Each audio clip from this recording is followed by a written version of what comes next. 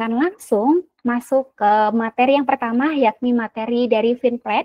Kepada Mas Ali Fatah Azani selaku dari CEO Finplan ID, saya persilahkan waktu dan layarnya, Mas. Silakan, Mas. Oke, halo semua, selamat malam. Makasih udah join di acaranya Finplan ya. Ya, malam ini saya akan berbagi sedikit ilmu kali ya mengenai financial freedom, gimana cara meraihnya. Ini kita sharing-sharing aja gitu ya, lebih ke bagaimana kita merencanakan agar kita bisa meraih financial freedom itu sendiri. Nah, malam ini tadi ya udah di-mention akan ada dua pembicara, saya dan Mas Evan, dan kita mulai aja. Ini dimulai dari saya duluan. Jadi,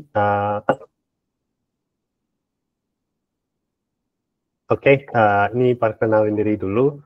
Saya Alif Fatazani, bisa dipanggil Alif. Saya dari Finplan, kebetulan saya kuliah di Bandung. Saat ini ya, saya ada beberapa sertifikasi keuangan ya, supaya ya bisa berbagi dengan kalian lah ilmu-ilmu yang saya udah dapetin. Saat ini saya mengasuh ada dua sosial media, ada di Instagram dan di Twitter.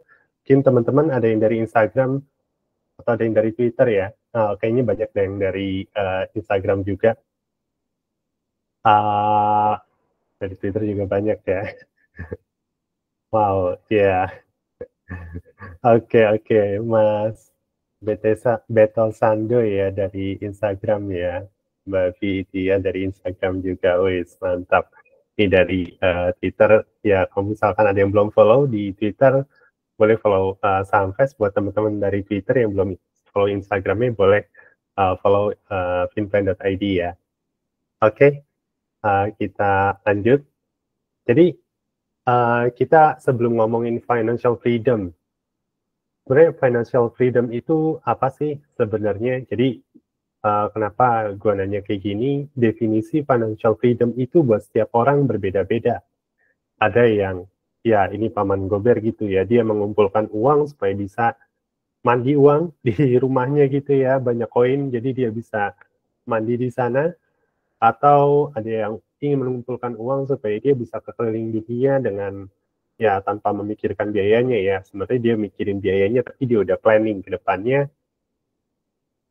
Atau ya dia dikira kita ngepet gitu ya sama tetangga, padahal ya kita punya pekerjaan yang mungkin nggak kelihatan sama tetangga, jadi di dalam rumah terus diam ngedekam gitu ya. Ya asalkan rekeningnya penuh sih nggak masalah ya, yang masalah tetangganya aja. Nah, definisi financial freedom itu banyak.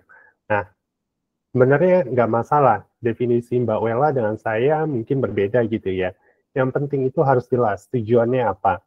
Jadi di sini saya ingin mengangkat beberapa hal. Kenapa tujuannya itu harus jelas.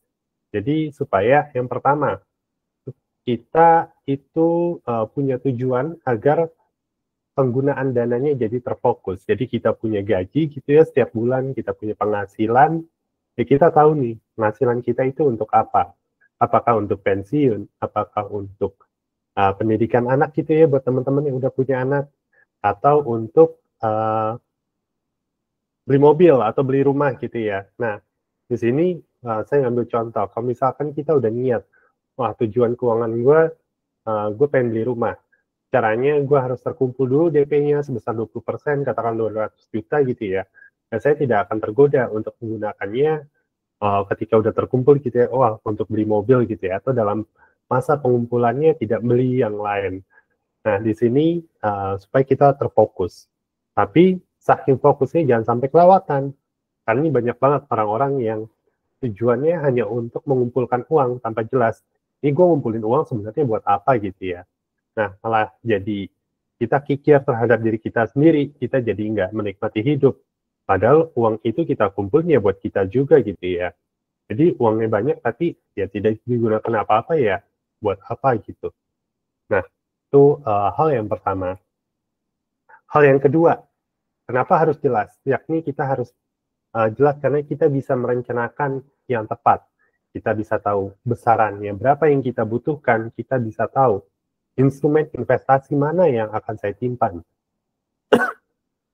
Contohnya, tadi saya pengen DP rumah sebesar 200 juta dalam waktu 5 tahun yang akan datang. Berarti ketika saya ingin membeli reksadana pendapatan tetap gitu ya saya udah siapin uangnya sekian juta gitu. Nah, ini sebenarnya inti dari webinar ini. Nanti kita bisa memilih bagaimana caranya gitu ya. Apakah harus beli reksadana ataukah harus beli obligasi. Terus berikutnya yang ketiga, supaya kita bisa tahu progresnya dan kita bisa evaluasi. Misalkan kita udah firm nih setiap bulan, oke, saya harus menabung 3 juta yang akan saya setorkan ke obligasi atau reksadana supaya saya bisa DP rumah dalam waktu 5 tahun yang akan datang. Nah, ketika bulan ini ada keperluan sangat besar, saya cuma bisa nabung 2 juta. Berarti bulan depan saya harus ngeganti dong yang di bulan ini. Atau ya, kalau misalkan nggak bisa, 2 bulan ke depan saya harus menanggung yang saya kekurangan di bulan ini. Jadi ya, kalau misalkan setiap bulan 3 juta, ya bulan depan saya harus 4 juta, atau 2 bulan ke depan saya cicil 500.000 tambahannya jadi 3,5 juta, 3,5 juta. Jadi kita tahu, kita bisa evaluasi progresnya, ya kita bisa tahu kita udah sampai mana nih sebenarnya. Seperti itu.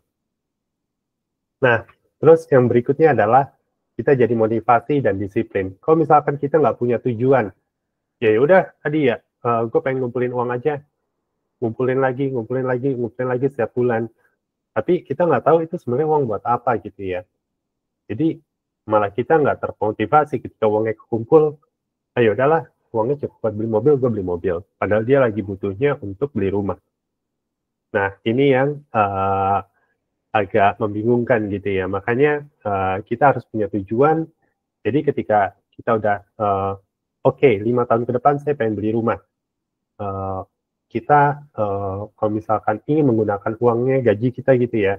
Kalau misalkan gue pakai gaji gue habisin sekarang, ya DP rumah gue bakal ketunda nih. Ya gue berarti punya rumah ke depan jadi ketunda juga. Katakanlah ketundanya cuma sebulan. Ya udah, sebulan lagi mundur. Nah, besoknya kayak gitu lagi, sebulan lagi mundur. Nah, kalau kayak gitu kita jadi nggak ada rasa disiplin gitu. Makanya kita harus jelas punya tujuan itu kayak gimana. Nah, bagaimana kita cara mencapainya gitu ya. Kita tadi tujuan udah jelas, udah punya. Nah, sekarang kita harus, kita udah tahu nih, tujuannya kita mau, katakanlah mau ke Bandung gitu ya. Nah, caranya gimana? Ya mungkin kalau ke Bandung kita bisa naik bus, kita bisa naik travel, kita bisa naik kereta gitu ya. Atau nyetir mobil sendiri. Nah, kalau di keuangan gitu ya, kalau misalkan kita udah punya tujuan keuangan, kita harus tahu dulu kondisi kita saat ini seperti apa. Bagaimana kapasitas kita, kemampuan kita, kita mampunya segimana gitu ya, dan kita cocoknya yang seperti apa. Nah, di sini yang harus kita lakukan yang pertama, kita harus hitung sebenarnya network kita tuh berapa. Di sini ada 2 hal. Ini kalau misalkan gue kecepatan, tolong bilang aja gitu ya, atau kalau misalkan kurang jelas, masukin aja di Q&A nanti. Jadi Mas Alif, yang ini gue kurang jelas bisa minta tolong diulang gitu ya. Nanti ya bebas, akan ada waktunya. Nah, kita balik lagi ke sini ya. Jadi sorry kalau misalkan gue agak kecepatan. Jadi di sini ada 2 hal. Ada aset, ada hutang. Aset itu ya terbagi ada 3. Ada aset yang liquid, ya contohnya uang di rekening kalian, uang di dompet kalian. Uang di celengan gitu ya, yang dia bisa kita keluarkan sewaktu-waktu tanpa harus menunggu. Yang kedua ada aset, kalau di QWP itu disebutnya aset personal, tapi ini kalau saya melihatnya lebih ke aset yang non-liquid gitu ya, yang seperti rumah, mobil, motor, yang ketika kita ingin menjadikannya uang, kita butuh proses dulu. Nah, di sini ada yang ketiga, yakni aset investasi alias aset yang produktif. Ketika dia diam, dia menghasilkan uang tambahan. Itu kita masukkan ke kolom aset. Nah, kalau hutang udah jelas gitu ya, entah kalian udah punya KPR, kepemilikan mobil, atau kredit kepemilikan apartemen, nah itu bisa dimasukin yang kanan. Terus kita mungkin beberapa kita ada yang punya credit card atau punya pinjaman digital gitu ya. Nah itu bisa dimasukkan hutang. Nah cara menghitung net worth kita gimana? Kita hitung aset kita lebih besar daripada hutang atau tidak. Di sini gue ada contoh, misalkan si X gitu ya, punya mobil, oke 200 juta, obligasi 100 juta, tabungan 25 juta. Kalau misalkan kita total-total, oh iya, aset dia sekarang 325 juta. Ini contoh aja ya, supaya mudah. Terus dia punya hutang. Ternyata mobil tadi dia ambil secara kredit. Jadi nilai yang harus dia bayar adalah 250 juta. Kredit card dia punya tagihan 10 juta. Dan total jadi 260 juta hutang sebenarnya. Nah, aset kekayaan dia gimana? Ya kita kurangin aset dikurangi hutang, total kekayaan dia adalah sebenarnya 65 juta. Di sini sesederhananya kalau ingin melihat, kalau misalkan dia nilainya positif, kurang lebih aman. Tapi kalau misalkan kalian melakukan pengecekan gitu ya, dan ternyata, aduh, net worth gue ternyata negatif, alias kurang dari 0 gitu ya. Nah itu saya sarankan untuk mengevaluasi atau ya kontak financial planner-nya gitu ya, supaya bisa sama-sama evaluasi karena itu kondisinya perlu dievaluasi lebih lanjut lagi. Nah, terus masuk yang kedua. Yang kedua ini adalah analisa arus kas. Jadi sebenarnya kita uang masuk ke dompet kita, uang masuk ke rekening kita, itu berapa sih setiap bulannya? Ini idealnya itu tahunan, tapi kalau misalkan nggak ada, sebulan terakhir atau 3 bulan terakhir itu juga nggak masalah. Jadi kita tahu, oh pendapatan kita berapa nih sebenarnya dalam 1 bulan. Terus pengeluaran kita juga berapa nih sebenarnya 1 bulan. Nah, yang paling penting itu adalah ketika nilai pendapatan kita lebih besar daripada pengeluaran, sehingga kita bisa ada sisa di situ ya yang kita bisa gunakan untuk menabung atau berinvestasi.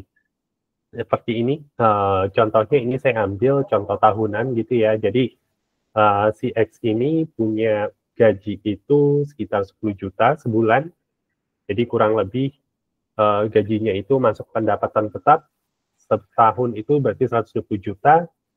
THR saya masukkan ke pendapatan tidak tetap karena ya dapatnya sebulan sekali dan bisa jadi ada yang dapat ada yang enggak gitu ya. Tapi ini hanya naming label aja gitu ya. Yang penting pendapatan ini masuk berapa.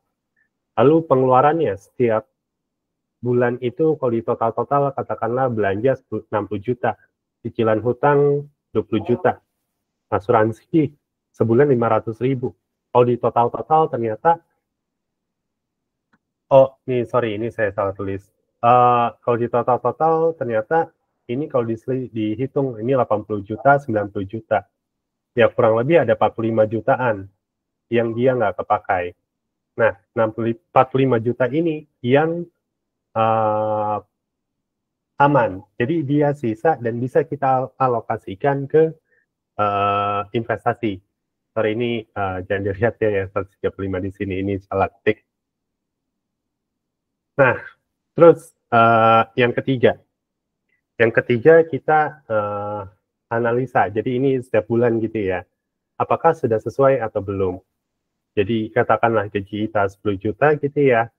Apakah belanja sehari-hari kita dalam 1 bulan itu di bawah 40%, atau cicilan hutang kita di bawah 30%, investasi dan asuransi itu di 20%, dan sosial itu di 10%. Nah, ini ada contohnya, saya ngambil yang tadi ya. Jadi belanja sehari-hari itu ternyata si A ini, kalau di total-total 44% terhadap ininya dia, pendapatannya dia. Cicilan hutang dia 20 juta dari 135 juta, berarti cuma 15%. Asuransi dia 6 juta setiap tahun. Nah, sosial dia 4 juta. Nah, kalau misalkan kita lihat sebelah kanannya, oh ternyata belanja sehari-hari itu patokannya maksimum adalah 40%. Cicilan hutang maksimum 30%. Oh, berarti ini masih aman. Kalau belanja sehari-hari, dia tadi lebih dikit. Terus investasi dan asuransi minimum 20%. Dia asuransi 4% dan belum digunakan, ini bisa dialokasikan untuk investasi gitu ya. Jadi sudah lebih dari yang seharusnya. Sosial dia cuma 3%, ini 10%. Jadi hanya belanja sehari-hari yang melebihi batas, yang lain on track. Jadi itu aman. Nah, yang paling penting adalah alokasi budget hutang dan investasi dan asuransi. Ini yang saya kotakin merah. Cicilan hutang jangan pernah lebih dari 30%, dan investasi serta asuransi itu paling minimum 20%. Kenapa? Karena kedua hal ini, kalau misalkan kita punya cicilan lebih dari 30%, otomatis akan mengganggu entah belanja sehari-hari kita jadi berkurang, entah kita jadi nggak bisa menabung, entah kita jadi nggak punya asuransi, atau kita nggak punya budget untuk bersosialisasi gitu ya, untuk kepentingan sosial. Nah, makanya yang paling penting kita harus perhatikan dua hal ini. Kalau investasi dan asuransi tentu minimumnya 20% karena ini berhubungan dengan masa depan kita. Entah itu untuk dana pensiun, kita nggak mungkin bekerja selamanya gitu ya, pasti ada masa produktifnya, ada masa tidak produktifnya, dan kita harus prepare di masa tidak produktif kita nanti dari sekarang gitu. Nah, jadi ada sisa 45 juta ini, itu bisa kita alokasikan untuk investasi sebesar 45 juta per tahun atau 3,75 per bulan. Nah, alokasi sebesar 45 juta ini kita bisa masukkan ke oh ya, satu hal lupa. Jadi sebenarnya dari Finplan nanti akan kasih ini ya, ini kelihatan nggak ya?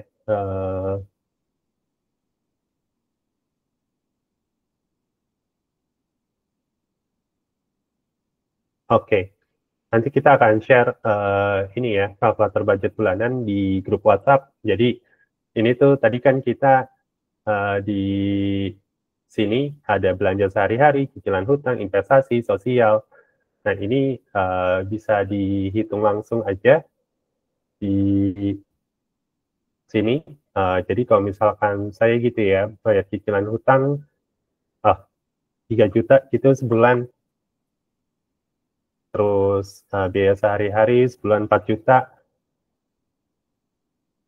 menabung investasi 2 juta, sosial ini nggak ada. Terus misalkan gaji saya itu adalah, kita masukin di sini pendapatan per bulan, nanti akan keluar gaji 10 juta, oh ternyata saya ngepas banget nih dana tabungan investasinya. Jadi ini saya seharusnya yang ideal tuh segini nih. Biasa hari-harinya juga udah ngepas. Jadi ini yang harus dianalisa nanti, ini akan gue share nanti ya di grup WhatsApp yang ada di email. Oke, balik lagi. Nah, untuk itu tadi yang 45 juta, kita harus pilih tentu instrumen investasi yang sesuai dengan profil risiko kita. Dari 45 juta ini ada apa namanya, link, jadi bisa diketik aja, mungkin gua share di sini kali ya, bit.ly/profil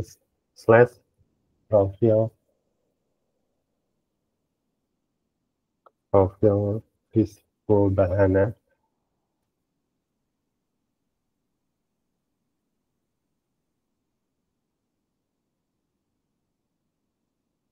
Jadi itu bisa dilihat aja gitu ya. Profil risiko kalian apa, di situ ada 8 pertanyaan, atau lebih mudahnya kalau misalkan kalian daftar apa namanya aplikasi di Xtrade gitu ya, di situ kalian bisa ngecek profil risiko kalian sendiri. Jadi ada beberapa pertanyaan, saya lupa ada 4 atau 5 pertanyaan, nanti kelihatan profil risiko kalian itu seperti apa. Nah, di sini ketika kalian udah tahu profil risiko kalian itu apa, ada 3, ya tentu konservatif, moderat, agresif.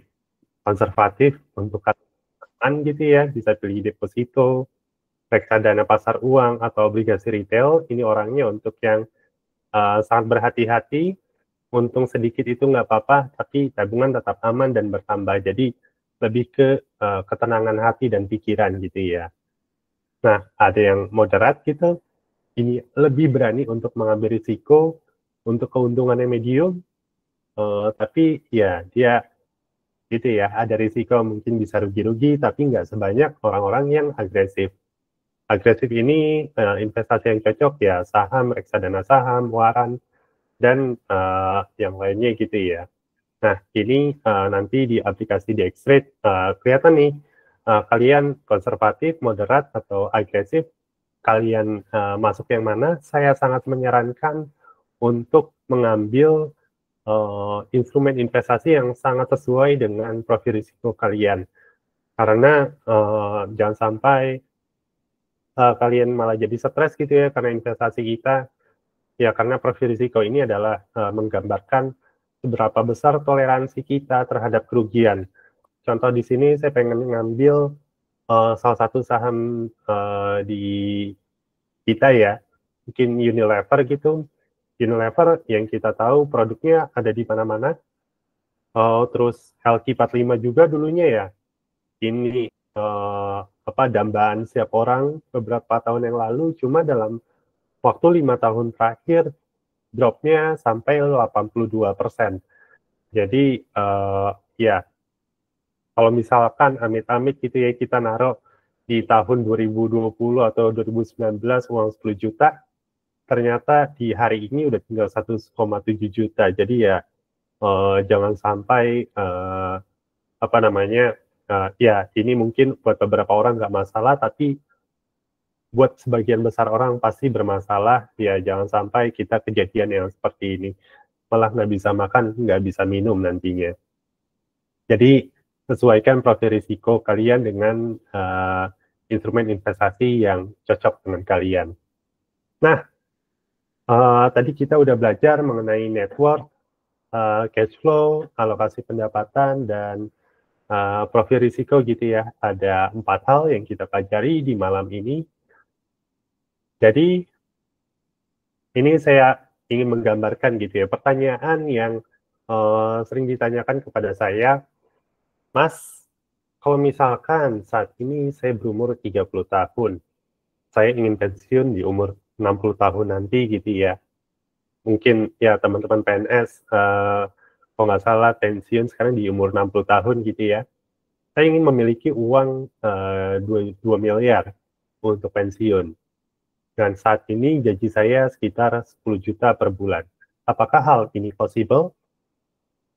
Saya bisa jawab, ini sangat possible.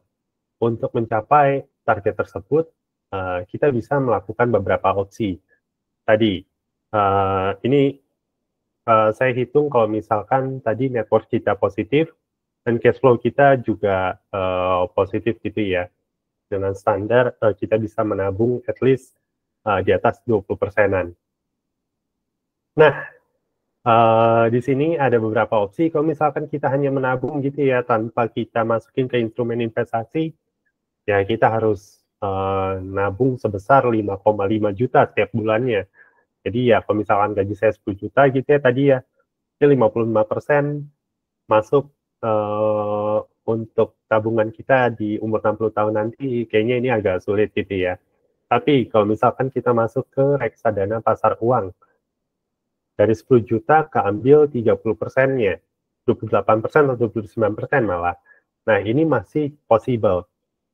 Kita lihat lagi reksadana obligasi yang biasanya rate-nya itu di sekitar 5-6%-an. ternyata dengan kita nabung sebesar hampir 2 juta per bulan, bisa kesampai kok kita 2 miliar di umur 60 tahun nanti. Atau misalkan kita ngambil saham yang tepat gitu ya, ini saya asumsi aja ngambil 10% karena kalau nggak salah BCA itu 15% CAGR-nya, jadi itu kayak pertumbuhan setiap tahunnya. Ini saya turunkan jadi 10%, ya kita hanya menabung sekitar 900 ribuan setiap bulannya. Tapi ya ini harus dilakukan berdasarkan profil risiko kalian. Misalkan reksadana pasar uang saya tampilkan di sini karena itu untuk teman-teman yang punya profil risiko konservatif. Reksadana obligasi itu untuk teman-teman yang punya profil risiko moderat, dan yang saham ini untuk teman-teman yang punya profil risiko agresif. Nah, tapi tolong sesuaikan dengan profil risiko kalian supaya tadi ya kalian hidupnya bisa lebih tenang, tidurnya nyenyak, dan nggak kepikiran uang yang ditaruh di instrumen investasi itu seperti apa. Dan kebetulan kalau nggak salah semua ini udah ada di Extract ya. Mungkin nanti Mas Evan yang akan lebih menjelaskan. Mungkin itu saja dari saya. Semoga udah lebih terbayang sedikit bagaimana rencana financial freedom versi kalian sendiri gitu ya. Kalau misalkan kalian ada pertanyaan, bisa langsung masukin aja ke Q&A nantinya. Nanti kita akan jawab di sesi pertanyaan. Mungkin gitu aja Mbak Wela. Makasih, kembali ke MC. Ya, baik Mas Alif atas sharing sessionnya. Wah, luar biasa ya terkait insight baru yang saya dapatkan di malam hari ini cukup banyak, mulai dari network, terus ada cash flow, terus ada alokasi pendapatan hingga profil risiko. Mungkin dari teman-teman sekalian sudah ada yang memiliki pertanyaan, boleh di hold dulu atau boleh disampaikan melalui kolom chat. Nanti akan dibahas di sesi Q&A setelah ada penyampaian materi dari Bahana Sekuritas ya. Spesial untuk Mas Evan, mungkin waktu dan layar saya persilahkan Mas. Oke, terima kasih banyak Mas Alif dan teman-teman FinPlan pada malam hari ini. Mbak Wela juga terima kasih banyak. Wah, kebetulan banget nih, tadi udah bahas mengenai financial planning ya. Saya mungkin materinya, financial planningnya dua slide doang, sisanya lebih banyak ke aplikasi Bahana Extract. Mungkin share dikit aja sih ini, tadi pas Mas Alif bahas kepikiran, saya ternyata punya dua materi yang semoga bisa membantu teman-teman dari FinPlan ya. Oke, nah udah kelihatan belum ya? Nah ini dia. Jadi aku sedikit sharing dikit nih teman DX ya. Teman-teman FinPlan ya, sorry. Karena biasanya kami di Badan Sekuritas ngomongnya teman DX ya. Nah ini mungkin dua slide aja. Sebenarnya kalau konsepnya memang fire number ya. Jadi kalau tadi ngomongin pensiun gimana, kira-kira duitnya perlu berapa nih untuk financial freedom gitu. Kalau zaman sekarang kan banyak teman-teman yang ingin lekas financial freedom, pengen capek nih di kantor toxic gitu ya. Nah mungkin kira-kira harus punya duit berapa nih kalau pengen tiba-tiba resign sekarang gitu ya. Kita pakai namanya 4% rules. Jadi mungkin nanti teman-teman kalau misalnya mau screenshot juga boleh banget ya. Nah jadi intinya kita harus tahu pengeluaran per bulan kita berapa. Terus kita bagi dengan 4%. 4% adalah asumsi tingkat deposito gitu ya. Jadi dengan asumsi teman-teman punya sekian dana, teman-teman masukin deposito aja, ya asumsinya 4%-nya net lah ya. Atau mungkin kalau sekarang kalau deposito 4% nggak dapet ya bisa jadi di reksadana pasar uang lah gitu ya.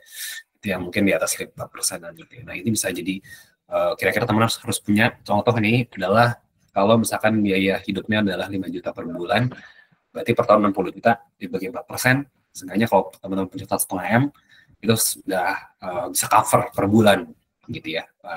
Kalau teman-teman kali dengan 4%, dan teman-teman bagi 12, itu setengahnya udah cover dengan pengeluaran per bulan. Ini untuk viralsnya. Lalu kalau tanya, kalau mau investasi, kira-kira butuh berapa lama nih untuk double our asset? Ini pakai rule of 72. Jadi sebenarnya simpelnya adalah kalau misalkan teman-teman invest dengan return yang atau CAGR-nya tadi bisa misalkan 15%, itu untuk mendouble duit kalian itu hanya butuh 4 tahun gitu ya. Gitu untuk dengan asumsi 15% yearly growth-nya gitu ya. Jadi sebenarnya kalau misalkan kita standar-standar aja gitu ya, kita bisa dapat average return seluruh konsolidasi semua return portfolio kita itu udah cukup lumayan gitu ya, dengan asumsi punya obligasi, reksadana sama saham gitu ya. Kalau terlalu kanan banget juga kan ya market kan volatile ya, meskipun ya kalau kita lihat sekarang sih kayak biasanya lagi turun gitu secara pergerakan harga saham, tapi memang secara long termnya lebih tendensi naik sih, cuma ada up and down ya, tapi kita nggak mau, balik lagi resiko setiap kita tentukan ke profil resikonya juga ya. Jadi kalau mau yang medium aja di 8-7% average AGR-nya, itu kurang lebih butuh waktu 10 tahun untuk mendoublekan aset investasinya. Jadi ini mungkin boleh di screenshot buat teman-teman, kira-kira kalau gue masuk di aset kelas gini, gue butuh berapa banyak, atau berapa lama ya. Nah, kalau misalkan dia hanya di deposito doang atau cuma naruh di tabungan, itu butuh 24 tahun ya. Gitu. Itu mungkin tambahan dikit melengkapi dari apa yang disampaikan oleh Mas Alif. Nah, selanjutnya mungkin perkenalan kami dari Bahana Sekuritas. Saya dengan Evan dari tim investment spesialisnya Bahana Sekuritas. Kita punya aplikasi namanya Bahana Dextrade, dan kami berterima kasih atas kesempatan yang sudah diberikan buat kami di sini. Nah, mungkin sedikit kenalan aja. Tadi udah sempat disinggung bahwa di kita itu multi investment platform lah, multi assets, karena sebenarnya di Bahana Sekuritas itu kita mungkin salah satu sekuritas yang punya produk yang beda dari yang lain. Yang terbaru adalah produk corporate bonds atau obligasi korporasi. Mungkin di sekuritas lain kalau yang tadi sampaikan obligasi kan bisa jadi salah satu instrumen investasi nih. Nah, kalau di kita obligasi di Bahana Dextrade itu bisa start from nominal amount gitu ya, dari 5 juta rupiah gitu. Kalau mungkin di tempat lain ada yang udah mulai investasi di obligasi kayak FR gitu ya, lagi happening FR nih. Nah, kita juga ada FR, tapi kita sekarang lebih fokus ke obligasi korporasi. Kayak kemarin kita jualin obligasi korporasi Kereta Api Indonesia, PT Pos dan lain-lain, dan pastinya returnnya lebih tinggi dibandingkan kalau teman-teman invest hanya di FR nih gitu. Terus equity juga ada sama, kita ada juga saham gitu ya, ada mutual fund juga, ada 9 manajer investasi yang sudah bergabung sama kita, serta tentunya beberapa harapannya aplikasi kita bisa jadi toolsnya teman-teman untuk jadi seenggaknya kita bisa multi investment platform, jadi nggak usah kemana-mana, hanya di Bahana Dextrade aja gitu. Jadi itu di aplikasi kita. Kemudian ini banyak optionnya, jadi kalau misalkan nanti mau tertarik boleh langsung aja daftar, karena khusus teman-teman Finplan kita ada saldo investasi minimal Rp50.000 untuk yang registrasi dan download dengan rekening CIMB-nya aja. Gitu. Nah, ini kebetulan untuk berbagai feature-feature di Bahana Sekuritas, kita ada juga berbagai feature selain tadi obligasi, reksadana sama saham. Sebenarnya kita ini lebih banyak juga buat kalau teman-teman mau lebih dekat lagi atau mau ada personal mentor, atau mungkin mau ngobrol-ngobrol sama tim investment spesialisnya, kita sangat welcome, karena biasanya kalau teman-teman sudah menjadi nasabah Bahana Sekuritas, kita akan invite ke sebuah grup diskusi. Nah, itu sih teman-teman mau nanya apa aja bebas, karena biasanya setiap hari kita macam-macam nih, kasih signal trading buat rasa saham, mau obligasi, mau nanya-nanya obligasi, reksadana, atau mau financial planning sekalipun, karena tim kami juga beberapa sudah ada yang UVP dan AWP gitu ya. Kebetulan saya juga qualified wealth planner, dari teman-teman kami juga ada AWP juga, associate wealth planner juga gitu. Jadi di Bahana Sekuritas, kalau teman-teman nanti tertarik dan mulai pengen coba buka akun, tentunya di kita berbagai bisa jadi satu aplikasi untuk semua investasi. Nah, ini mungkin mau sharing aja untuk cara daftarnya, teman-teman. Ini aplikasi kita, daftarnya cuma 8 menit tanpa syarat dan minimum investasi gitu ya, dan 100% online. Jadi kalau misalkan teman-teman Finplan nanti berminat, boleh langsung download aplikasi kita di Bahana Dextrade. Nah, nanti bisa dilihat di Play Store atau di Google ya, di App Store atau di Play Store gitu. Cuma tahapannya cuma 23 tahap doang. Ini mungkin cepet lah ya. Kalau 23 tahap kalau di PPT kayaknya panjang, tapi sebenarnya tinggal klik gitu ya, tinggal isi, masukin nama, OTP nanti akan masuk ke email, buka akun nanti. Nah di sini ada identitas kayak nama, nomor KTP, kode referensi gitu ya. Nah kalau kode referensinya jangan lupa masukin BS Finplan ya. Nanti di akhir saya akan sampaikan juga untuk teman-teman yang join event kali ini akan berkesempatan dapat saldo investasi Rp50.000 dari khusus yang buka akun dari Bank CIMB Niaga atau Bank RDN CIMB Niaga gitu ya. Nah ini tinggal dimasukin aja data banknya, dokumen, KTP, verifikasi wajah, NPWP ini opsional buat teman-teman yang mungkin masih mahasiswa atau belum punya NPWP, ini opsional. Isi data dirinya, terus isi alamat, terus pekerjaan, kemudian ini isi data investasi, serta ada signature sama beberapa pertanyaan tambahan. Habis itu ini dia nomor 16 ada profil risiko. Nah di sini tadi saya sampaikan juga Mas Alif bahwa di kami kita profil risikonya di awal biar kita tahu nih kira-kira teman-teman tuh profil risikonya yang konservatif, moderat, atau agresif. Kalau konservatif ya pasti kita akan tawarkan beberapa produk-produk reksadana yang money market gitu ya, yang udah saya nggak mau ribet, saya mau taruhnya di money market, seenggaknya returnnya di kita return money market kita ada yang tertinggi di 6% ya. Itu salah satu mungkin yang tertinggi di market juga sih. Karena kalau reksadana itu kan returnnya net ya. Ini 6% tuh net kalau dikali gross. Kalau setara deposito tuh mungkin setara ya hampir sekitaran 7,8 sampai 8% lah ya. Setara deposito seperti itu. Karena di reksadananya money market kita 6%-nya sudah net gitu ya. Gitu. Dan kalau misalnya moderat atau agresif, mungkin agresif suka saham, mau nanya-nanya saham, mau nanya kalau mungkin yang tadi ikutan di saham Fest biasanya kan, wah kira-kira nih saham-saham apa aja yang mau naik nih, boleh banget nanti dari kami akan ada kirimkan beberapa rekomendasi untuk mungkin mau trading saham, ada watchlist-nya juga boleh gitu. Kemudian ada pertanyaan risk profile, nanti setelah ada risk profile teman-teman masukin PIN, lalu selesai pembukaan akunnya gitu.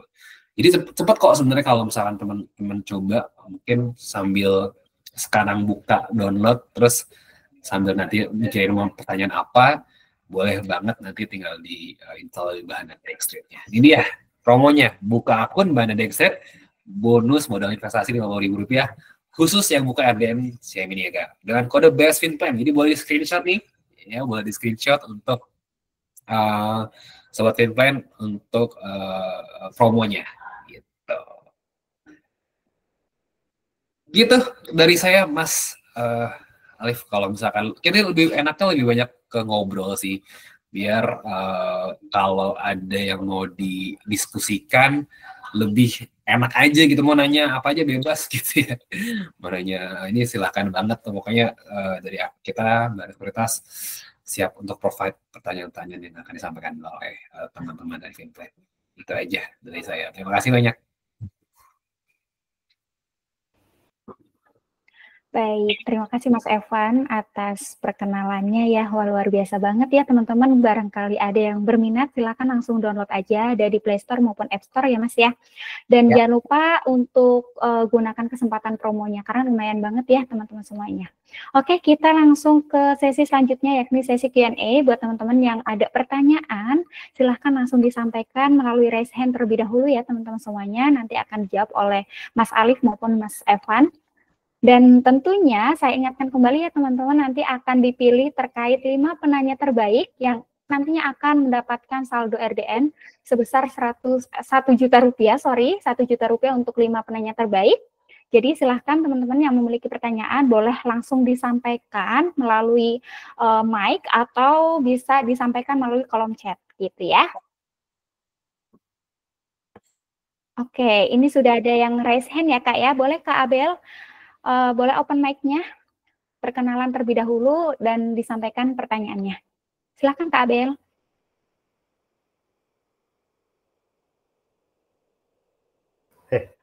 Bisa open mic-nya ya, kalau misalkan nggak bisa ditulis di kolom chat aja ya. Lupa. Oh iya, boleh. kalau memang nggak bisa on mic ya, Kak ya? Halo? Oh, bisa ya. Oh, Halo, bisa. halo, Oke. Kak Abel. Ya, halo Kak. Ya, boleh perkenalan dulu ya, Kak ya? Iya Kak, boleh. Ya. Halo Kak, nama saya Abel dari Medan ya Kak. Ya, Kak, saya ini baik. mau bertanya Kak. Mm-mm. Tadi kan ada dijelasin mengenai financial planner ya. Ini kalau untuk financial planner ini sebaiknya kriterianya seperti apa ya Kak? Kalau kita ingin memakai seorang financial planner, apakah ada tadi kan ada berhubungan dengan network gitu Kak. Apakah ada nilai minimum network yang kita miliki atau seperti apa ya kriteria dari yang kita misalnya dari pendapatan kita seperti apa atau masalah-masalah apa yang kita hadapi yang kita butuh financial planner seperti itu Kak. Terima kasih Kak. Baik, terima kasih atas pertanyaan Mas Abel. Mungkin akan dijawab langsung ya oleh Mas Alif maupun Mas Evan. Dipersilakan, Mas. Oh iya, tadi pertanyaannya minimum ya. Sebenarnya network itu nggak ada batas minimumnya. Jadi kalau misalkan kalian ngerasa kok kayaknya keuangan saya ini agak berantakan gitu ya, saya nggak bisa nabung, atau kok ini kayaknya gaji tiap bulan dapat gitu ya, tapi nggak tahu nih kok nggak bisa nabung, seperti itu. Nah itu kalau dirasa-rasa punya permasalahan terkait keuangan gitu ya, terkait manajemennya seperti apa, atau bingung, punya pertanyaan yang tadi, aduh gue mau investasi kemana nih, punya uang. Nah itu bisa langsung kontak financial planner aja sih, jadi nggak ada keharusan minimum punya uang berapa atau network berapa gitu ya. Jadi silakan aja, bahkan banyak kok orang-orang yang DM ke IG Finplan ya, terutama karena banyak bahas financial planner tuh di Finplan, di IG. Mereka nanya soal ya tadi, Kak kok nggak bisa nabung ya, dari kita ya udah bikin meet aja gitu ya. Bahkan kita untuk teman guru-guru gitu ya yang beberapa waktu lalu terjerat pinjaman online gitu ya, nah itu kita benar-benar welcome banget sih kalau misalkan mau konsultasi ke kita. Ya, nggak ada biaya juga sih. Paling kita aja sih, Mas. Welcome aja kalau misalkan punya permasalahan gitu ya, kontak financial planner.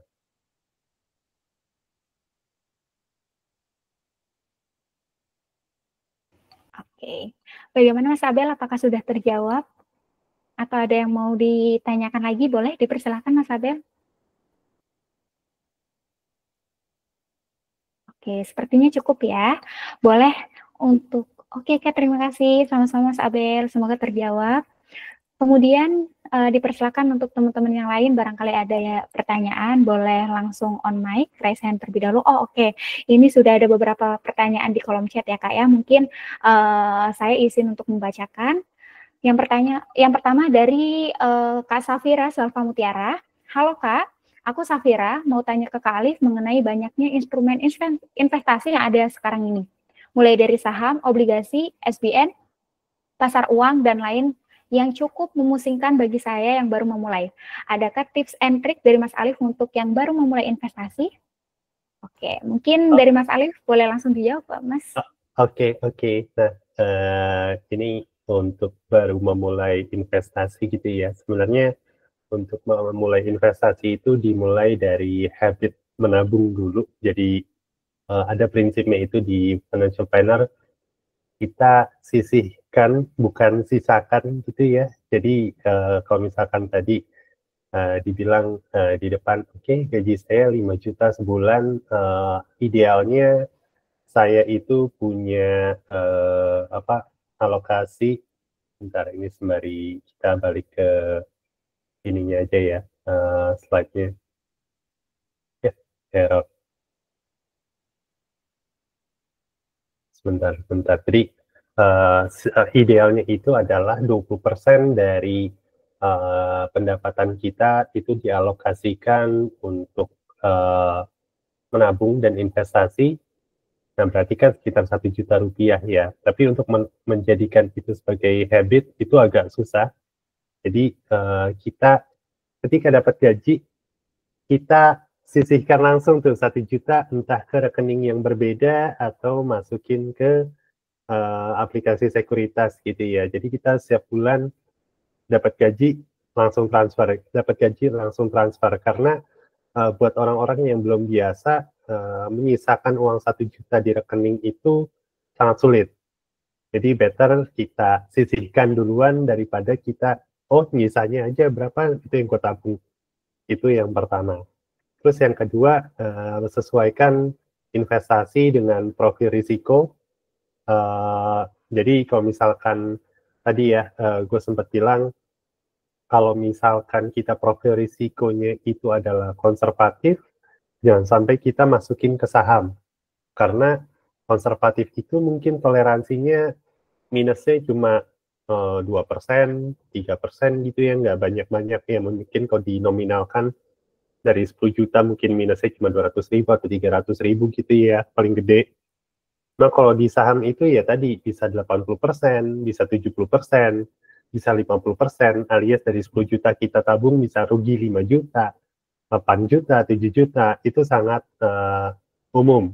Jadi yang pertama ketahui profil risikonya, habis itu baru kita tentuin kita mau di investasi mana gitu. Karena tadi untuk ngebangun habit itu kita sisihkan dulu gitu ya, itu better ya kita mulai dari bawah dulu, mungkin dari reksadana pasar uang dulu, karena untuk masuk ke saham itu butuh analisa-analisa. Kalau misalkan ternyata kalian agresif ya kita startnya dari reksadana dulu. Kalau misalkan ternyata habitnya udah kebentuk, ya udah kita mulai belajar analisa. Kalau misalkan di obligasi kan ada istilahnya maturity, yield of maturity ya, pokoknya ROI-nya berapa, rate-nya berapa, itu istilah-istilah yang mungkin ngejelimet. Nah, ya simpelnya beli reksadana dulu aja sembari belajar. Dimulai dari habit nabungnya dulu. Gitu sih. Jadi mulai habit nabungnya dulu, terus kita tahu profil risiko kita, mulai dari reksadana dulu aja kalau misalkan kita belum tahu yang lain ya. Karena reksadana itu istilahnya adalah investasi yang dijokiin. Jadi kita udah tahu nih, jokinya profesional, si manajer investasi. Toh kita mempercayakan uang kita ke orang yang emang ahli di bidangnya gitu sih. Baru sembari itu kita pelajari, nambah ilmu lagi. Kalau misalkan, kayaknya gue udah mulai berani nih masuk ke saham atau ke instrumen lain, baru. Jadi bertahap seperti itu sih kalau dari gue sarannya. Mungkin dari Mas Evan ada Safira, Kak. Enggak, dari Mas Evan mungkin mau nambah. Udah tadi cukup komprehensif sih, balik lagi ke profil risiko ya teman-teman juga. Jadi balik lagi jangan FOMO sih sebenarnya. Banyak aku juga share di beberapa event-event, jangan FOMO. Misalkan mungkin ada setiap orang yang tahan terhadap resiko ketika fluktuasi, apalagi kalau misalkan saham itu gerakannya itu kan kita mengenal di sana ada namanya ARA atau ARB, auto rejection atas atau rejection bawah, di mana kalau di pasar papan utama itu saham itu bisa naik 35% dalam satu sesi ataupun turun 35% dalam satu sesi. Jadi kalau teman-teman mungkin punya tingkat toleransinya tidak rendah atau masuk ke dalam profil risikonya yang konservatif, melihat sebuah fenomena yang ada saham yang bisa naiknya 35% atau turun 35%, itu mungkin bisa sport jantung gitu ya. Jadi sebenarnya disesuaikan sama karakter profil resikonya. Mungkin tips dari saya adalah sebenarnya selain tadi profil resiko, kalau untuk biasanya saya dapat dari salah satu chief economist kita, Pak Budi Hikmat, itu investasi ala Nabi Yusuf, itu 100 kurang umur. Jadi misalkan saya anggaplah saya umur 34 ya tadi, berarti 100 kurangnya 34 itu berapa nih? 66 lah ya, berarti 66%-nya itu bisa di aset yang beresiko. Cuma kalau makin panjang umurnya, misalkan udah 50 tahun, nah itu 50%-nya di aset. Misalkan 100 kurang 50, kan 50%-nya itu maksimal di aset beresiko. Jadi kalau saya masih punya toleransi 66% aset saya di aset yang berisiko, 34% di aset yang tidak berisiko. Cuma balik lagi ini harus dikombin juga sama profil risikonya teman-teman juga sih. Jadi itu sih mungkin bisa jadi inilah ya tambahan-tambahan gitu ya. Gitu sih sebenarnya Mas Alif. Mantap. Oke, kira-kira nih Mbak Safira udah cukup jelas? Oke, mungkin Mbak Sarfa sudah cukup jelas, Mbak? Atau ada yang mau dipertanyakan lagi? Boleh. Oh ya, FYI, Pak Budi Hikmat itu salah satu followers kita juga, Mas. Oh, I see. Ya, kita juga follow Pak Budi Hikmat. Oh iya, iya. Khususnya Mas Yukna nih, yang paling suka ini nih, chat-chatan. Iya, ini sering jadi pembicara di tempat kami. Iya, wah, mantap. Oke. Tadi mungkin untuk pertanyaan Mbak Safira terkait tips and trick untuk yang baru memulai investasi sudah terjawab ya dari Kak Alif maupun dari Mas Evan. Mungkin saya melanjutkan untuk pertanyaan selanjutnya nih Kak, dari Kak Hamsa Mardi Putra. Bertanya untuk terkait beberapa hari atau beberapa bulan ini kan IHSG dan pasar lagi fluktuatif ya. Nah, pendapatnya bagaimana dari tim Finplan untuk tetap menjauhi pasar yang saat ini atau masuk saat momen pasar bagus? Mungkin boleh langsung dijawab ya kakak sekalian, dipersilahkan. Ini mungkin Mas Evan yang lebih ahli gitu ya, tapi saya izin menjawab kalau misalkan dari perspektif saya sendiri. Ini sebenarnya model-model waktu COVID gitu ya. Kalau misalkan ingat petuahnya Warren Buffett, ya jangan ikut-ikutan serakah saat orang lain serakah, tapi ya ketika orang-orang pada takut ya disitulah waktunya kita masuk gitu ya, kalau nggak salah intinya. Nah di sini sebenarnya kalau buat gue waktunya untuk masuk karena banyak beberapa saham yang inceran saya sendiri, harganya ini udah mulai reasonable gitu ya. Dan kalau misalkan reasonable ya sewaktu-waktu mungkin nanti IHSG nggak mendekat ke angka 6.000 tapi beneran mendekat ke angka 8.000 sih. Tapi ya harus diperhatikan apa yang dibeli, jangan sampai zong gitu ya. Kalau misalkan buat saya, tapi kalau misalkan Mas Evan mungkin lebih expert lagi nih. Karena setiap hari kan ngeliatin market ya Mas. Mungkin ya marketnya lagi challenging sebenarnya. Kalau sedikit update market dikit, beberapa saat ini memang lagi ada downgrade juga dari investor asing ya soal di market. Cuma balik lagi tadi disampaikan Mas Alif bahwa kita melihat sebuah saham tuh dari valuation-nya ya. Jadi atau valuasi atau menilai sebuah harga saham itu murah apa mahal, itu sekalian saya menjawab pertanyaan dari Mas Zaki ini ya. Jadi kita lihat dari valuasi perusahaan itu murah atau mahal, itu macam-macam sih. Nanti kalau teman-teman nanti mau banyak lagi belajar detailnya, biasanya saya ada kelas mengenai basic investment sama valuation analysisnya untuk saham. Dan nanti kalau teman-teman sudah bergabung di Badan Sekuritas, kita akan bikin kelas khusus nih buat valuasi ya. Nah, lagi kita lihat ketika marketnya sedang turun, itu kan beberapa saham-saham itu sudah valuasinya murah atau kita lihat dari standar deviation-nya sudah di berapa standar deviation. Kalau memang udah di bawah standar deviation itu sebenarnya jadi momentum tuh di collect, karena balik lagi contohnya ya teman-teman ya, beberapa direksi perbankan kan kemarin nyerok juga saham-saham perbankan di harga bawah ya ketika mereka lagi turun ya, karena mereka tahu view-nya ke depan seperti apa. Meskipun kayak misalkan banks gitu ya, mungkin banyak di sini holdernya BRI, wah BRI-nya turun 3.700 ya, tapi balik lagi secara overall dia masih growth, secara overall dia masih profit, dia masih berikan dividen, itu paling gampangnya ya. Berarti kalau misalnya perusahaan ya masih bisa membagi dividen, masih growth, masih ada, sengaja masih, atau orang-orang masih percaya sama perusahaan itu berarti perusahaannya masih layak dibeli. Jadi tinggal momentum bahwa harga sahamnya lagi murah. Nah, seberapa murahnya itu pakai beberapa analisa. Satu tadi secara fundamental pakai valuation, secara teknikal pakai analisa teknikal gitu ya. Jadi sebenarnya dua pendekatan itu yang bisa menjadikan kita tahu kapan masuknya gitu. Kalau ditanya tadi soal IISG, memang IISG dalam beberapa minggu memang dari bulan September sih sebenarnya. Jadi kalau faktor-faktornya banyak sih, nanti kalau saya jelasin market update panjang ya. Gitu sih. Jadi kurang lebih kayak gitu Mas Alif ya. Oke, mungkin dari Mas Hamzah, apakah sudah cukup terjawab atau ada yang mau dipertanyakan lagi, Mas? Boleh dipersilahkan. Oke, sepertinya sudah cukup ya.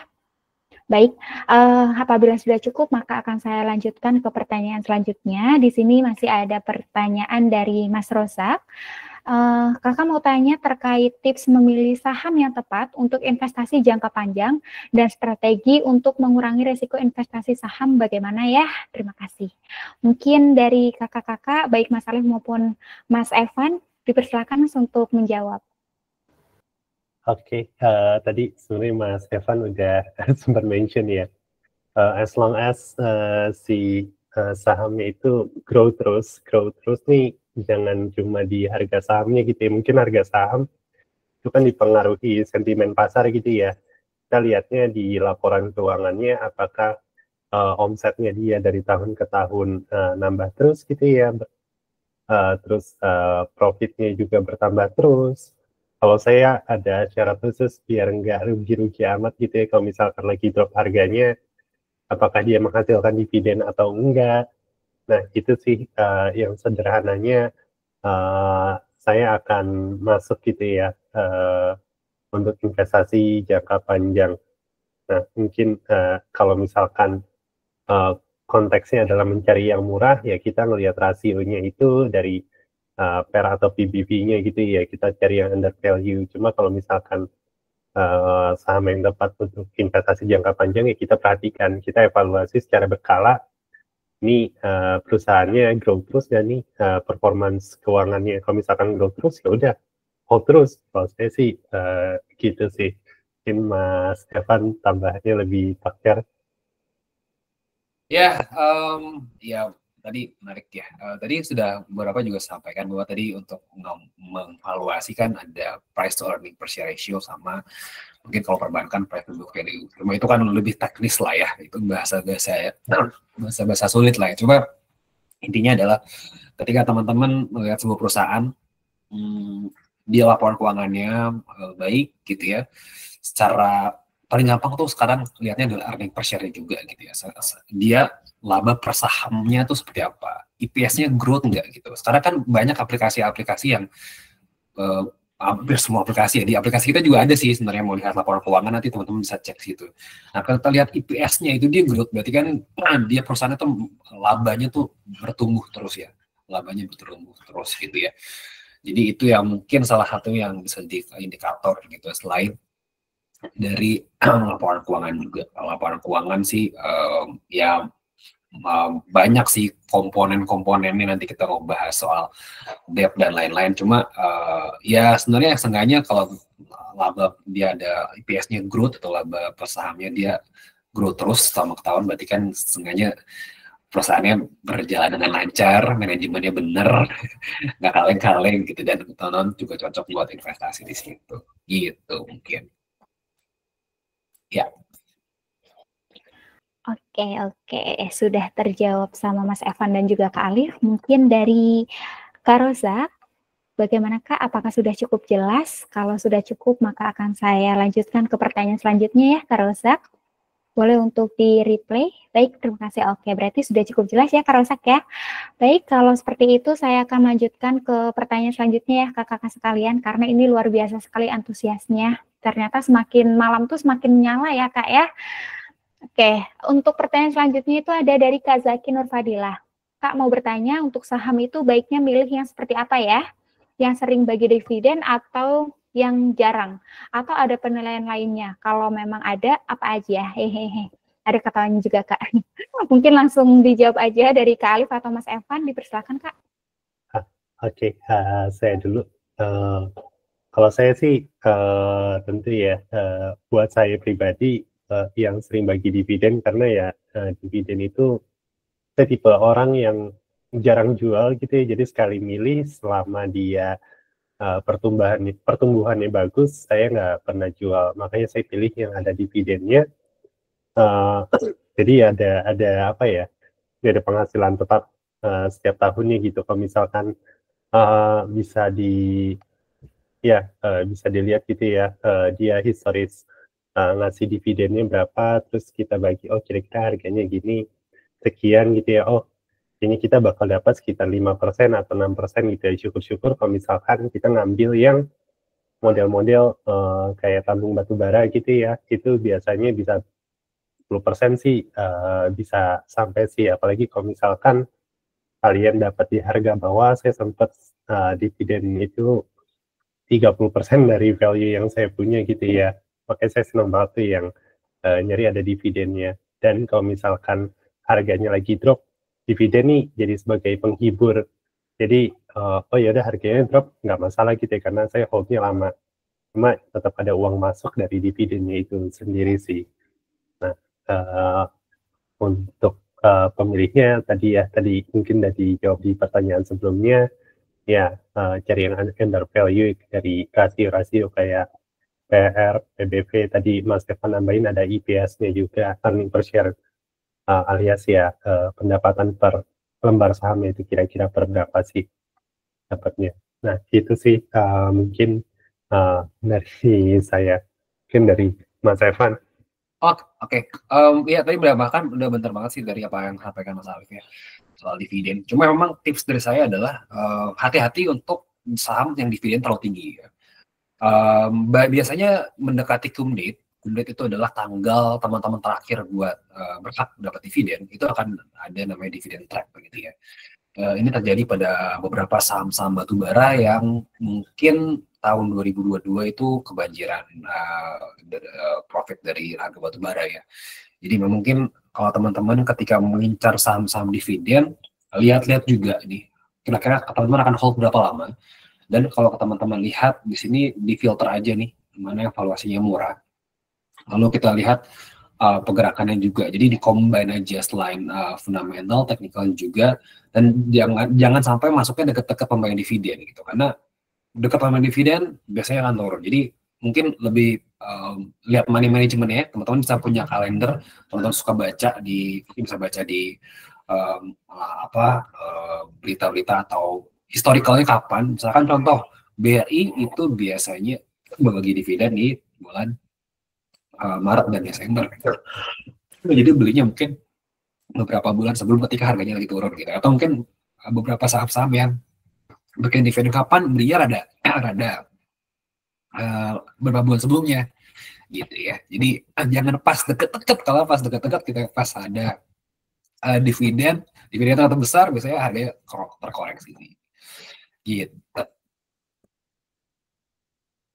Oke, baik. Terima kasih Kak Alif dan juga Mas Evan atas jawabannya. Kemudian teman-teman terima kasih sebelumnya atas antusiasnya. Banyak pertanyaan yang mungkin belum terjawab di kesempatan kali ini, tapi nggak usah khawatir karena teman-teman bisa melanjutkan sesi Q&A mungkin nanti di WA Group ya. Karena waktunya terbatas, di sini saya izin untuk membacakan satu pertanyaan lagi ya Kak ya, yang bisa dijawab melalui pertemuan kita malam hari ini. Yakni ada pertanyaan yang menurut saya cukup tertarik, yakni dari Kak Fitla, atau dari siapa ini, tulisannya FITLA ya. Halo Kak Alif, perkenalkan saya Fitri dari Papua. Oh, halo Kak Fitri. Izin bertanya, terlepas dari 20-30% dalam batas utang dan investasi, bagaimana jika orang yang sudah terlanjur berutang tanpa sepengetahuan persenan di atas? Mungkin boleh langsung dijawab ya oleh Kak Alif maupun Mas Evan, dipersilahkan. Oke. Ya, ini pertanyaan yang sering ditanyakan sebenarnya ke saya. Jadi di bank-bank itu sebenarnya pengecekan kayak kita mau ngajuin KPR, ngajuin kredit kepemilikan mobil, ngajuin kredit card, itu dasar perhitungannya menggunakan data gaji gitu ya. Mereka akan memberikan maksimum cicilan itu sebesar 30% dari pendapatan.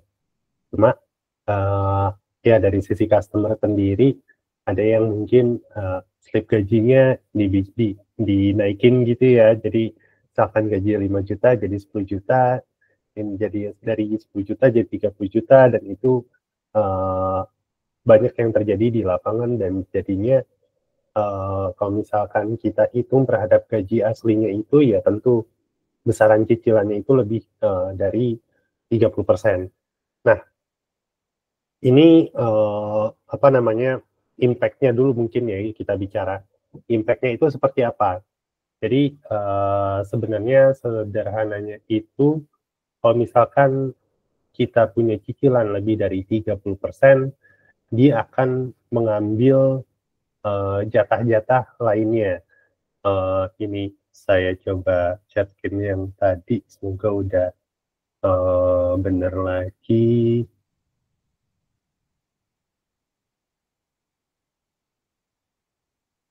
Nah, ini ya. Jadi cicilan hutang 30%. Katakanlah supaya kita gampang hitungnya gitu ya, 10 juta. Gaji 10 juta. Berarti cicilan hutang dia maksimum di angka 3 juta. Nah, ketika dia punya cicilannya itu ternyata 5 juta dari gaji dia 10 juta, itu lebih besar 20%. Alias ada selisih 2 jutanya tadi. Dia harus ngambil dari mana? Bisa jadi dia ngambil dari investasi dan asuransi. Ini biasanya yang paling kena di awal, karena buat beberapa orang ini kebutuhan yang tersier. Beli asuransi ngapain gitu ya, investasi ngapain, karena ya kita ngabisin cicilan dulu. Nah, kita malah jadi nggak bisa nabung. Kita nggak bisa nabung, ya berarti gaji hari ini ya untuk hari ini aja gitu ya, di bulan ini ya bulan ini aja, bulan depan atau urusan besok ya besok lagi. Nah, itu yang sangat kejadian. Nah, bagaimana cara kita kalau misalkan udah terlanjur gitu ya, kalau saya sarankan yang pertama itu ya udah fokus untuk selesaikan hutangnya terlebih dahulu. Jadi benar-benar kalau misalkan 5 juta gitu ya, dia di atas 30%, di atas 2 juta tadi, ya udah kalau misalkan kalian dapat uang lebih, katakanlah THR, katakanlah bonus dari kantor, katakanlah ternyata dapat rezeki dikasih sama orang gitu ya, yang syukur-syukur, atau dapat hadiah undian atau hadiah apa gitu ya. Nah, itu usahakan untuk selesaikan hutangnya terlebih dahulu sampai kita bisa menurunkan si besaran cicilannya itu ke angka 30%. Entah kita bisa melakukan hal seperti itu, atau kita minta restructuring juga. Restructuring ini istilah apa ya? Kita minta dievaluasi kembali besaran cicilannya, bisa nggak lebih rendah lagi di bawah yang saat ini gitu ya. Jadi kita nggak ngeganggu arus kas pendapatan kita. Jadi itu yang kita lakukan. Untuk fokus yang pertama, benar-benar kita habisin hutangnya dulu ini seperti apa. Kalau misalkan emang nggak bisa, jadi kita bisa nego nggak, ini cicilannya kita turunin ya. Mungkin konsekuensinya tenornya jadi lebih panjang gitu ya, dari setahun bisa jadi 2 tahun. Tapi at least itu nggak ngeganggu arus kas kita. Nah, kalau misalkan itu sampai ngeganggu arus kas kita, ya entah kita jadi nggak bisa nabung, atau lebih besar daripada 20%. Bisa jadi kita jadi nggak bisa melakukan aktivitas sosial, entah kita sedekah, entah kalau misalkan apa ya, yang teman-teman yang Kristen gitu ya, kita jadi nggak bisa perpuluhan gitu ya, atau kita malah mengurangi belanja sehari-hari kita. Nah, itu kan lebih bahaya lagi ya. Jadi buat saya sarannya fokus untuk selesaikan hutangnya dulu. Kalau ada uang tambahan di luar gaji, fokus untuk selesaikan hutangnya dulu dibandingkan kita melakukan hal-hal lainnya kayak beli HP atau hal-hal tersier lainnya. Paling itu sih kalau dari saya mungkin bisa menjawab ya Mbak Fitria ya. Oke, terima kasih Kak Alif atas jawabannya. Semoga terjawab ya oleh Mbak Fitri ya. Oke, seperti yang sudah saya katakan ya teman-teman ya, berhubung waktu kita yang terbatas, mungkin tadi yang sudah bertanya melalui chat, itu boleh nanti disampaikan kembali melalui WA group ya. Ya, saya mohon maaf banget karena tidak bisa mengcover semua pertanyaan untuk kita bahas pada pertemuan atau pada kesempatan malam hari ini. Kemudian saya selaku Master of Ceremony pada malam hari ini tentunya mengucapkan banyak terima kasih kepada teman-teman semua yang telah meluangkan waktunya, terkhusus kepada Mas Alif dan juga Mas Evan atas insight yang luar biasa, sehingga pada malam hari ini kita berkesempatan untuk bisa belajar bareng terkait financial freedom untuk keuangan kita masing-masing. Kemudian saya juga mengatakan dan menyampaikan permohonan maaf apabila dalam tutur kata saya yang masih kurang berkenan di hati teman-teman sekalian. Mungkin sekiranya saya cukupkan sampai di sini dan selamat malam semuanya. Sampai jumpa di lain kesempatan. Terima kasih, selamat malam. Terima kasih.